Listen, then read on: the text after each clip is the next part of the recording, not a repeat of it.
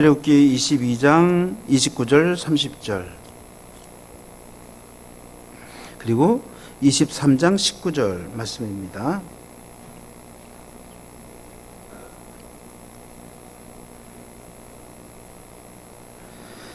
구약성역 116쪽에 있습니다. 제가 봉독해 드리겠습니다. 너는 내가 추수한 것과 내가 짜낸 집을 바치기를 더디하지 말지며 내 처음 난 아들들을 내게 줄지며 내 소와 양도 그와 같이 하되 이래 동안 어미와 함께 있게 하다가 여드레 만에 내게 줄지니라. 아멘. 23장 19절입니다. 내 토지에서 처음 거둔 열매에 가장 좋은 것을 가져다가 너희 하나님 여호와의 전에 드릴지니라. 염소 새끼를 그 어미의 젖으로 삼지 말지니라. 아멘.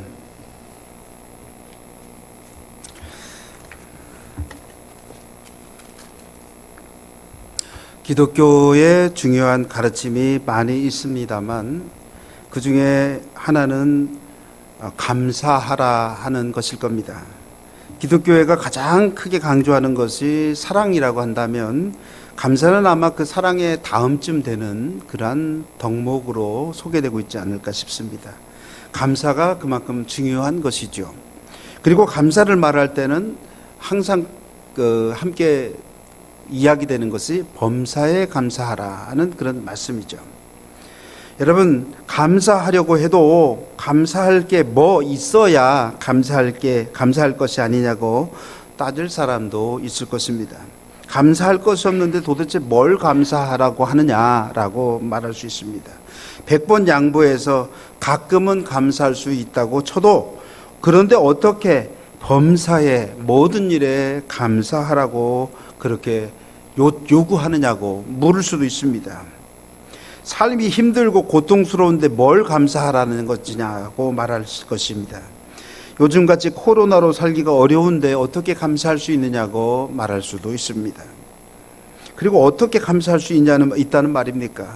아마 이런 질문들을 많은 사람들이 하고 살아가지 않을까요? 예, 여러분, 우리는 감사하기가 좀 어려운 시대를 살아가고 있습니다. 모든 조건들이 이전보다는 훨씬 더 열악해진 그런 모습들이 있습니다. 캐나다의 어떤 마을은 불이 나가지고 거의 90%가 소실되어졌다고 하죠. 온도가 너무 높아져서 자연발화로 추정되고, 어제 뉴스를 보니까 일본은 폭우로 인해서 그냥 정말 그 산사태가 나서 집들이 그냥 떠내려가고 집들이 무너지는 모습들을 보고, 마다가스카르라고 하는 곳에는요, 남부 쪽에는 비가 너무 많아서 모든 땅이 거의 사막화되고 있는 지경에, 그래서 그 사람들은 흙을 먹고 있답니다. 흙을 이렇게 주스 이렇게 모처럼 타가지고 물에다가 타가지고 강이 다 말라서 강바닥을 긁어서 이렇게 파서 물이 조금 나오는 물을 갖다가 떠다가 식수로 사용하고 있다고 합니다. 그래서 아마 마다가스카르라고 하는 곳이 굉장히 세계적으로 유명한 관광지고 사람들이 살고 싶은 곳이었는데 이 기후변화에 가장 재앙을 많이 받은 그런 지역이라고 하는 그런 어제 뉴스를 본 적이 있습니다. 그러니 어떻게 감사할 수 있느냐, 앞으로 미래가 분명치 않고 그런 가운데 어떻게 감사할 수 있겠느냐라고 물을 수 있습니다. 예, 그럼에도 우리는 감사할 수 있습니다. 그리고 감사해야 합니다. 그 이유는 우리를 사랑하시는 하나님이 계시기 때문에 그렇습니다. 오늘 우리가 힘들고 고통스러운 현실을 만났다고 할지라도 하나님은 반드시 이 힘들고 고통스러운 현실을 바꿔주실 것입니다. 그리고 우리 현실을 바꿔주시지 않는다고 할지라도 그럼에도 감사할 수 있는 것은 우리를 하나님의 자녀로 삼아주셨기 때문입니다. 그리고 영원한 하나님 나라의 백성으로 삼아주셨기 때문입니다. 그러니 우리는 감사할 수 있고 또 감사해야 합니다. 우리에게는 그런 믿음이 있습니다. 그리고 그런 믿음을 가져야 합니다. 그런데요, 여러분, 놀라운 것은 감사에는 하나님의 엄청난 복이 담겨져 있다고 하는 사실입니다. 하나님은요, 작은 일에 감사하는 사람에게 큰 일도 감사할 수 있도록 도와주신다고 하는 것입니다. 그것이 바로 감사의 신비이고 감사로 얻는 복입니다. 세계적인 명설교가인 스펄전이라고 하는 목사님은 말하기를 별빛에 감사하는 사람에게는 달빛을 주시고, 달빛에 감사하는 사람들에게는 햇빛을 주시고, 햇빛에 감사하는 사람들에게는 영원한 찬란한 하나님의 영광의 빛을 허락하여 주신다고 말씀하였습니다. 그러니 감사하는 사람에게 하나님은 더욱더 큰 감사를 허락해 주신다는 것입니다. 감사는 더욱 감사하도록 만들어 준다고 하는 것입니다. 그러니 이런 감사의 신비를 아는 사람들이라면, 그리고 이런 감사의 신비를 배운 사람들이라면 어려운 중에도 감사하고자 하는 마음을 품어야 할 것입니다. 작은 것에도 감사하는 마음을 품어야 할 것입니다. 그렇게 함으로 감사의 신비를 자기의 삶으로, 몸으로 체험해야 할 것입니다. 여러분, 사도 바울은요, 골로새서 2장 7절에서 믿음에 굳게 서서 감사함을 넘치게 하라 말씀합니다. 믿음에 굳게 서서라고 말씀했습니다. 무슨 믿음입니까? 하나님에 대한 믿음입니다. 우리를 버리지 아니하신다고 하는 하나님에 대한 믿음, 우리를 반드시 도우신다고 하는 그 하나님에 대한 믿음, 우리를 사랑하시고 우리와 함께 하시겠다고 하신 그 하나님에 대한 믿음을 가지고 그 믿음 위에 굳게 설 때 우리에게는 감사함이 넘치게 된다라고 하는 그런 말입니다. 그리고 그 감사함이 자라나서 넘치게 되어진다, 생겨나고 그리고 넘치게 되어진다고 하는 그런 말씀이죠. 시편 23편의 시인인 다윗은 내 잔이 넘치나이다 라고 고백했습니다. 이렇게 고백한 것처럼 감사가 넘치는 삶을 살게 된다고 하는 것입니다. 시작은 분명 작은 감사였는데 그 작은 감사가 큰 감사로, 넘치는 감사로 커지게 되어진다고 하는 그런 말입니다. 왜 그렇습니까? 감사는 기적을 불러일으키는 힘이기 때문에 그렇습니다. 감사할 때 그곳에는 하나님이 주시는 기적이 일어납니다. 마치도 오병이어를 가지고 하나님 앞에 감사를 드렸을 때 거기에 하나님이 놀라운 기적을 일으키셨던 것처럼 그렇게 감사는 기적을 우리에게 가져다 준다고 하는 말입니다. 그러나 여러분, 반대로 불평하고 원망할 때 거기에는요, 있던 기적마저도 사라져 버립니다. 기적은 나타나지 않습니다. 오히려 원망하고 불평하는 곳에는 더욱더 불행만 더해질 뿐입니다. 여러분, 여러분의 삶에서 하루를 감사로 시작해 보십시오. 여러분의 삶은 더욱더 기쁨에 넘치는 삶이 되어질 것입니다. 하루를 시작하면서 불평과 원망과 짜증으로 시작해 보십시오. 그날 하루는 여러분들에게 그러한 날이 되어질 것입니다. 왜냐하면 감사하는 사람에게는 하나님이 함께 하셔서 복을 주시지만 원망과 불평의 사람들에게는 하나님이 함께 하지 아니하시기 때문에 그렇습니다. 하나님이 복을 주시지 않기 때문입니다. 아니, 주신 것마저도 가져가 버리게 됩니다. 그렇다면 여러분, 우리 성도들에게 필요한 것이 무엇이겠습니까? 당연히 감사입니다. 불평이 아니고 원망이 아니고 감사입니다. 그렇기에 우리 성도들은요, 기적을 일으킨, 감사로 기적을 일으키는 사람들이 되어야 한다고 하는 것입니다. 하나님이 일으키시는 기적에 참여하는 사람들이 되어야 합니다. 그리고 그 기적을 맛보는 사람들이 되어야 합니다. 그러니 감사하며 살아야 합니다. 감사의 말을 해야 하고 감사의 행동을 해야 합니다. 감사의 삶을 살아야 합니다. 사랑하는 성도 여러분, 감사로 여러분의 삶에 기적이 임하고 그 기적에 참여하는 그런 모든 이들이 되어지기를 간절히 소원합니다. 오늘은 2021년 맥주 감사주일입니다. 오늘 우리는 맥주 감사주일 예배를 드리면서 다 같이 한 곳에 모여 감사하지 못합니다. 모처럼 함께 모여 예배 드리기를 소망하고 계획했습니다. 사람이 계획했을지라도 그 계획이 그 계획대로 이루어지지 않는 것을 우리는 오늘도 발견하고 체험하게 됩니다. 코로나가 더욱 확산됨으로 어쩔 수 없이 1부, 2부로 나눠서 예배드리고 있습니다. 또 여러 가지 사정으로 흩어져서 예배드리고 있습니다. 이 시간 영상으로 예배를 오늘 이제 참여하실 분들도 있는데요. 아쉽지만 그리고 안타깝지만 그럼에도 하나님은 우리가 드리는 예배를 기쁘게 받아주실 줄로 믿습니다. 감사로 드리는 예배로 인하여 하나님은 우리의 삶에 감사가 넘쳐나게 하실 줄로 믿습니다. 여러분, 맥주 감사주일을 우리 표현으로 하면 첫 열매 감사주일이라고 부를 수 있는데요. 본래 맥주절은요, 출애굽을 하여 가나안에 들어간 이스라엘 백성들이 그 해 첫 농사의 수확으로 보리 수확을 하며 하나님께 감사를 드린 것에서 시작합니다. 우리나라에서도 오랫동안 7월 중에서 한 주를 정하여 맥주절을 지키다가 이제는 7월 첫 주일로 맥주 감사주일을 지키고 있습니다. 많은 사람들이 맥주 감사주일이 여전히 우리에게 필요하냐라고 말합니다. 농사 짓는 일을 하지 않기 때문에 그렇습니다. 아니, 농사 짓는 일만 안 하는 것이 아니라 보리 농사도 짓지 않기 때문에 그렇습니다. 하지만 여러분, 맥주절이란 단지 보리 농사를 거둔 것에서 시작한 것이 아닙니다. 보리 농사를 하느냐 안 하느냐에 따라서 있거나 없어져야 할 절기가 아니라고 하는 말이죠. 오늘 우리가 읽은 말씀, 출애굽기 22장 29절 30절을 말씀해 보면 하나님이 첫 아들을 하나님께 드리라고 말씀하고 있고, 처음 난 짐승들도 하나님께 드려야 한다고 말씀하고 있습니다. 그리고 나중에 가나안에 정착하고 이스라엘 백성들이 농사를 짓게 되면서 첫 열매를 거두고 나서 맥주절을 지키도록 했는데, 그 맥주절을 지킬 때 어떻게 드려야 되느냐, 가장 좋은 것을 가져다가 드려야 한다고 하는 사실을, 그저 첫 열매이기 때문에 드리는 것이 아니라 그 중에서 가장 좋은 것을 드려야 한다고 하는 사실을 말씀하고 있습니다. 첫 열매를, 첫 아들을 장자를 드리라 라고 하는 것은 바로 이 맥주절의 정신과 바로 연결되어 있다라고 하는 겁니다. 처음 것을 드리는 전통이 농사의 수확물을 처음 드리는 것과 연결되어 맥주절이 되었다라고 하는 그런 말입니다. 그러니 맥주절의 본래적인 의미는 첫 열매 감사주일이라 그렇게 말할 수 있습니다. 여러분, 성경에서 첫 열매라고 할 때 그것은요, 모든 것의 처음 것을 가리키는 말인데요, 자식에게도 첫 열매가 있고요, 농사에도 첫 열매가 있고요, 직장에서도 첫 열매가 있고요, 사업에서도 첫 열매가 있습니다. 요즘에는 그런 일들이 많이 없어졌습니다만, 예전에는 직장에 취직해서도 처음 받은 그 월급을 하나님께 드리는 사람들이 참 많았죠. 왜냐하면 이것이 나의 첫 열매라고 생각했기 때문에 그렇습니다.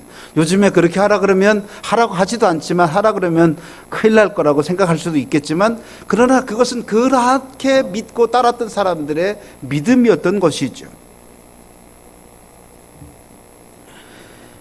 뿐만이 아닙니다. 시간에도 첫 열매가 있습니다. 이 처음 것들, 모든 처음 것들을 하나님께 드리는 것이 바로 첫 열매로 감사하는 것인데요, 그것이 바로 맥주절의 정신이라고 하는 것입니다. 하루에도 첫 시간이 있죠. 첫 시간을 하나님 앞에 기도하면서 하나님께 나의 삶을 감사로 맡기고 감사로 찬양하며 살아가는 그런 삶이 바로 맥주절의 정신이라고 하는 것이죠. 그렇다면 여러분, 왜 우리 성도들은 왜 처음 것을 하나님께 드려야 할까요? 하나님은 왜 처음 것을 하나님께 드리라고 그렇게 말씀하셨을까요? 첫째 이유는요, 하나님이 이스라엘 백성들을 구원해 주셨고 또한 오늘의 우리를 구원해 주셨기 때문입니다. 여러분, 처음 것을 드리라고 하는 명령은요, 본래 출애굽과 관계가 있습니다. 이스라엘 백성들은요, 본래 애굽이라고 하는, 오늘날로 말하면 이집트라고 하는 나라에 종살이를 하던 민족이었습니다. 아주 오래전에 읽은 책에 그런 내용이 있었습니다. 그 책에는 이스라엘 백성들은 초등학교에서 처음 글을 배울 때 너희 조상들은 이집트에서 종살이하던 사람들이었다, 그거를 가르치면서 아이들에게 글을 가르친다라고 하는 겁니다. 그런데 그 글을 쓰신 분은 말씀하기를, 그런데 우리나라 사람들은 영희야 철수야 놀자, 요즘에 좀 많이 바뀌어졌겠습니다만, 그러면서 노는 것보다 가르치고 역사성이 없다라고 그렇게 이야기했습니다. 아마도 그 당시에 제1차 중동전쟁이 났을 때 미국에서 살던 유학생들이 전쟁이 났다고, 이스라엘 유학생들은 전쟁이 났다고 자기 고국으로 돌아가겠다고 짐을 싸고, 그 다음에 그 중동의 다른 지역 사람들은 짐을 똑같이 싸는데 왜 짐을 싸냐고 물어보니까 혹시 전쟁에 나오라고 그럴까봐 피한다고 하는 그런 이야기에서, 그래서 비롯된 것이라고 생각합니다만, 어쨌든 그때 제가 깨달은 바는, 이스라엘 사람들은 그렇게 민족의식이나 역사의식이 참 높구나 라고 하는 생각을 가졌던 적이 있습니다. 그렇습니다. 여러분, 이스라엘은 애굽에서 430년 동안이나, 우리나라는 36년이라고 부르다가 35년이라고 부르죠. 왜냐하면 만으로 따졌을 때 36년이 안 되는데 굳이 그게 뭐 좋은 일이라고 36년이라고 부르냐고. 35년하고 조금 넘으니까 그렇게 부르게 35년이라고 부르는데, 그렇게 430년 동안이나 종살이를 하던 그러한 사람들이었습니다. 그렇게 종살이하던 이스라엘 백성들이 그 애굽을 떠나려고 하자 애굽에서는요 온갖 방해를 하면서 떠나지 못하도록 하였습니다. 그래서 하나님은 애굽이라고 하는 나라에 재앙을 내리시기 시작합니다. 출애굽기에 나타난 10가지 재앙이 바로 그것이죠. 그리고 마지막 재앙이 바로 애굽의 모든 백성들에게 닥쳐졌던 그런 장자의 재앙입니다. 하나님의 애굽 모든 백성들의 마지막 모든 가정에 장자가 죽는 고통을, 장자뿐만 아니라 짐승들의 맏배도 다 죽게 만드는 그러한 일이 생겨났습니다. 그러니 애굽의 모든 가정에는 죽음의 그림자로 인해서 슬픔이 가득하게 되었습니다. 그런데 놀랍게도 이스라엘 집에는 조그만 피해도 없었습니다. 죽음의 그림자가 그냥 지나간 것입니다. 그래서 영어로는요 이 6월절을 뭐라고 부르냐면 패스 오버라고 그럽니다. 우리가 축구할 때 패스 그러잖아요. 공 넘겨라 그런 말이죠. 공 넘겨라. 지나가는 것, 나한테로 오는 것, 그게 패스라고 하는 건데, 이 6월절을 패스 오버라고 부르는데 문지방 위로 그냥 죽음의 그림자가 지나가 버렸다라고 하는 그런 뜻입니다.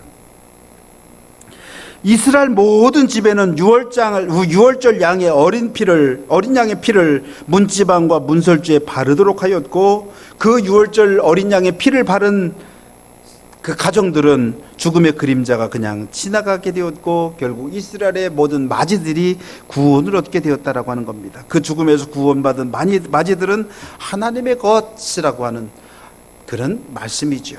구원받은 모든 이스라엘 백성들이 하나님의 것이지만, 당연히 하나님의 것이지만, 그 중에서도 장자의 재앙으로부터 구원받은 마지들은 모두 하나님의 것이라고 하는 그런 말씀입니다.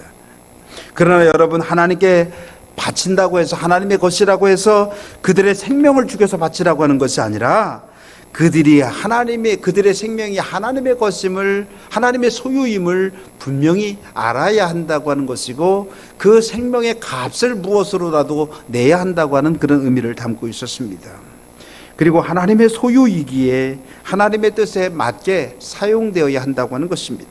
사랑하는 성도 여러분, 오늘 우리는 애굽으로부터 출애굽한 백성들이 아니죠. 애굽으로부터 출애굽한 백성들이 구약의 백성이라고 한다면 오늘 우리는 신약의 백성들입니다.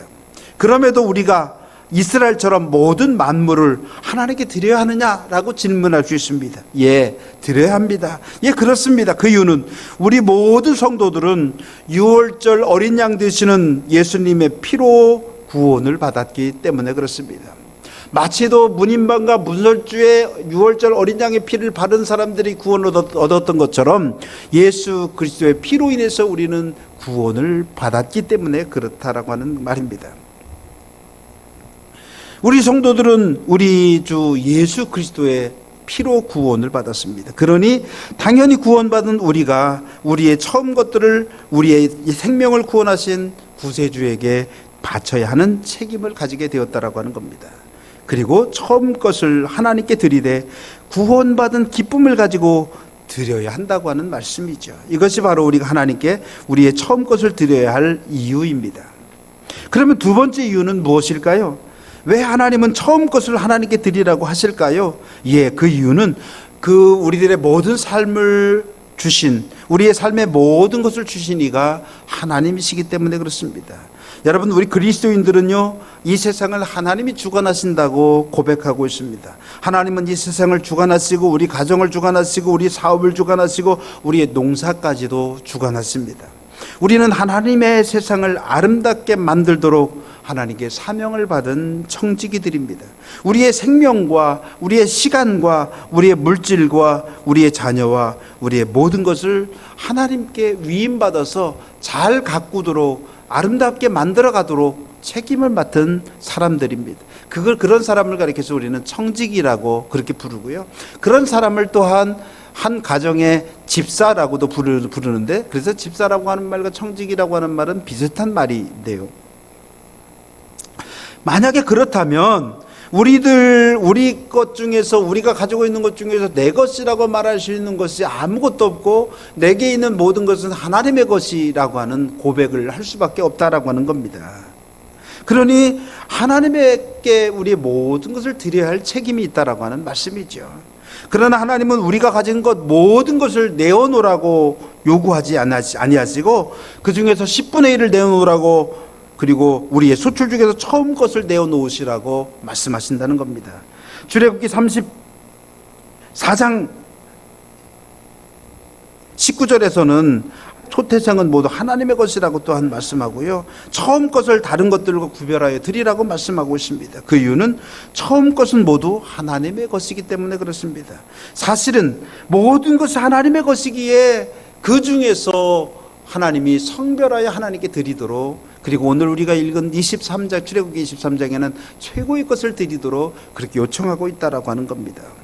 모든 것이 다 하나님의 것이지만 그러나 그 중에서 처음 것을 성별하여 드리도록 요구하신다고 하는 그런 말입니다. 그것이 바로 처음 것을 드리라고 하는 하나님의 명령일 뿐만 아니라 맥주절의 명령이기도 하다고 하는 것입니다. 사랑하는 성도 여러분, 우리는 하나님의 백성으로서 당연히 하나님이 말씀하신 명령을 지켜야 할 의무와 책무가 있습니다.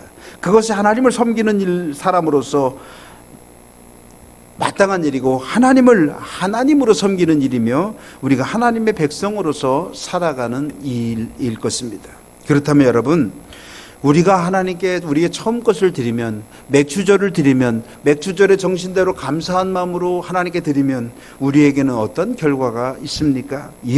우리의 처음 것을 드리면요, 하나님이 주시는 복을 받습니다. 우리가 처음 것을 드리라고 하는 하나님의 명령을 지키면 하나님이 주시는 복을 누리게 되어진다고 하는 말입니다. 여러분, 처음 것을 드리라고 하는 말씀은 하나님의 말씀이고 하나님의 명령 아닙니까? 그러니 우리가 하나님께 우리의 처음 것을 드리면 우리는 당연히 자연적으로 하나님의 말씀과 명령에 순종한 사람이 되어지는 것입니다. 그리고 하나님의 말씀에 순종한 사람들에게 하나님이 복을 주시는데, 신명기 28장에 보니까 하나님의 말씀에 순종하는 사람에게 주어지는 복이 소개되고 있습니다. 성읍에서도 복을 받고 들에서도 복을 받을 것이며 내 몸의 소생과 내 토지의 소산과 내 짐승의 새끼와 우양의 새끼가 복을 받을 것이며 내 강주리와 떡반죽 그릇이 복을 받을 것이며 내가 들어와도 복을 받고 나가도 복을 받을 것이니라. 하나님의 말씀에 순종하면, 하나님의 명령에 순종하면 나가도 복을 받고 들어와도 복을 받고 앉아도 복을 받고 일어서도 복을 받고 모든 복을 받게 되어진다고 하는 그런 말입니다. 나의 삶의 모든 것이 하나님의 복 가운데 살아가게 되어진다고 하는 말씀이죠. 또 역대기하 31장 4절로 10절에는 첫 열매를 드린 이스라엘 백성들과 그 결과가 어떤 것인지를 말씀하고 있는데요, 하나님께서 이스라엘에게 복을 주심으로 다 사용하고도 오히려 남은 것이 많이 쌓이게 되었다고 하는 것을 소개하고 있습니다. 첫 열매를 감사함으로 드린 백성들에게 하나님이 복을 주신 결과라고 하는 것이지요. 여러분, 그렇습니다. 하나님께 처음 것을 드리는 사람에게 하나님은 풍성한 것으로 채워주십니다. 첫 열매로 감사한 사람에게 마지막 열매로도 감사할 수 있도록 풍성히 채워주시고 쓰고도 차고 넘치도록 도와주신다고 하는 것입니다. 그러나 여러분, 처음 것을 드리되 그냥 드리는 것이 아니라 감사함으로 드려야 한다고 하는 것입니다. 감사한 마음이 아니면 하나님이 기뻐 받으시지 않으신다고 하는 것입니다. 복을 받기 위해서 드리는 것이 아닙니다. 하나님의 명령이니까 드리는 것이 아닙니다. 이미 베풀어 주신 은혜에 감사하여 드리며 앞으로 주실 은혜에 감사하여 드리는 것입니다. 중요한 것은 감사라고 하는 것입니다. 이미 베풀어 주신 것이든 앞으로 우리에게 주실 것이든 감사하는 마음이 없이 드리는 것은 하나님이 기뻐하지 아니하신다고 하는 그런 말입니다. 그래서 감사함으로 드리는 것이 중요한 것입니다. 여러분, 진정으로 감사하는 사람에게요, 하나님은 놀라운 복을 베풀어 주십니다. 고린도후서 9장 12절에는요, 하나님께 드리는 감사로 인하여 오히려 감사가 넘쳐나게 되었다고 하는 것을 말씀하고 있고요. 데살로니가전서 5장 18절에서는요, 범사에 감사하라고 말씀하고 있습니다. 감사는 곧 복입니다. 감사하는 백성에게 하나님은 더욱더 감사하도록 허락하여 주십니다. 감사가 넘치도록 허락하여 주십니다. 작은 것에 감사하면 마지막 것에도 더욱더 감사하게 하여 주시고 더욱더 큰 것에도 감사하게 하여 주신다고 하는 말입니다. 사랑하는 성도 여러분, 여러분의 처음 것들을 하나님께 감사로 드리시길 바랍니다. 물질만 드리라고 하는 것은 아닙니다. 우리의 자녀도 드립니다. 우리의 자녀도 드려야 합니다. 자녀를 어떻게 드립니까? 주님을 위해서 충성하는 일꾼으로 삼아야 한다고 하는 것입니다. 여러분의 시간도 드리시길 바랍니다. 여러분의 첫 시간을 하나님께 드리시길 바랍니다.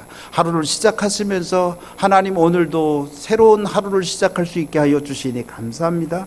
오늘도 하나님과 동행하는 날이 되게 해 주십시오. 마지막 잠자리에 들면서도 하나님, 오늘 하루도 지켜주셨으니 감사합니다. 이 밤도 평안한 밤이 되게 하시고 하나님과 함께하는 밤이 되게 하여 주옵소서. 그렇게 기도하며 하루도 마칠 수 있다면 감사로 드리며 감사로 마무리하는 그런 우리의 삶이 되어줄 수 있을 것입니다. 날마다 시간마다 하나님께 감사함으로 드릴 것을 드리며 살아가는 성도가 되는 것, 바로 이것이 맥주절의 정신에 따라 믿음으로 살아가는 사람들이요, 복받은 사람들이요, 앞으로 또한 복받을 사람들인 것을 믿으시길 바랍니다. 처음 것으로 하나님께 온전히 감사하는 여러분들 되시길 바랍니다. 처음 것을 드리되 감사하며 드리는 것, 그것이 바로 맥주절의 삶이며 그 감사함으로 얻는 복이 저와 여러분의 것이 되어줄 수 있게 되기를 간절히 축원합니다. 기도하겠습니다. 저희들을 사랑하여 주시는 고마우신 아버지 하나님, 하나님의 은혜와 사랑 가운데 오늘도 살아가게 하시고 오늘도 감사하게 하여 주시니 감사합니다. 감사가 우리에게 복이요, 감사가 우리에게 신비요, 감사가 우리에게 놀라운 하나님의 능력인 것을 기억하면서 오늘도 감사하며 살아가게 하여 주옵시고, 하나님의 나라에 갈 때까지 감사하며 살아가게 하여 주옵시고, 하나님의 나라에 들어가서도 감사하며 살아갈 수 있도록 허락하여 주옵소서. 우리를 사랑하신 예수님의 이름 받들어 감사하며 기도드렸습니다. 아멘.